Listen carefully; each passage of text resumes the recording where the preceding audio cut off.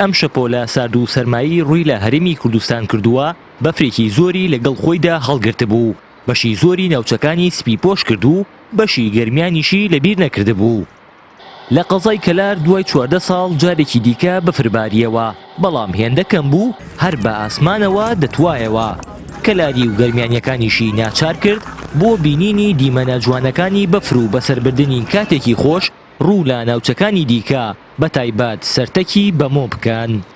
ئێمە وە خەڵکی کەلار هاتوین بۆ ئەم شەڕە بەفرا بۆ سەرتەکی بەمۆ جەوێکی زۆر خۆشە. هیوادارم خەڵکی کەلار هەمووی بێ سەردانی ئەم شوێنە بکات ببارین. ئێمە زۆر دڵخۆشین ببارینی ئەم بەفربارینە هیوادارم بێ سەردانی بکەن. ئێمە لە شاری کەلارەوە هاتوین ئەم چەند ساڵێکەوە 4 ساڵی لە شاری کەلارە ئەم ساڵێرە بە بەفرێکی زۆر باریوەترە بۆنەی ئێمە هاتینە خۆشحاڵی خۆمان لە نام بەفرە دەربڕین. وەڵا لە شاری کەلارەوە هاتوین لەگەڵ هەنی هاوڕێی خۆشەویستمە بۆ جێگۆڕین لەناو ئەم بەفرەیە.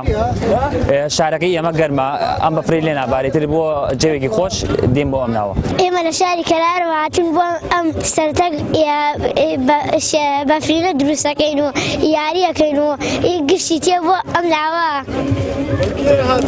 وەڵاتە خاڵەوانە هاتینە تەک باکومانە هاتینە و لە کەلارەوە هاتینە بۆ سەرتەک. ساڵی پارگەرمیان بەدەست وشکە ساڵیەوە دەیناڵاند و ڕێژەیەکی زۆری کانیاوەکان وشک بوون و ئاوی ڕووباری سیروانیش بە ڕێژەی 70% کەمی کردبوو.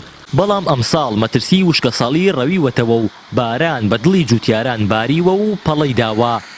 بەفر و بارانەکەی ئەم دوایەش سوودێکی زۆری بە ئاوی ژێر زەوی گەیاندووە. ڕێژەی بارانبارینی ئەم ساڵ براورد لەگەڵ ساڵی پار لە بڕی شوێن هەیە زیاتر باریوە لە ساڵی پار و زۆر سوپاس بۆ خی گەورە ئەم ساڵ بەفر و بارانێکی زۆر ناوچەی کوردستان و گەرمیان بەعام گردەوە. ئەم بارانی شەو ئەم بەفرە زۆر کاریگەری هەیە بۆ بەنداوەکان و ئاوی ژێر زەوی.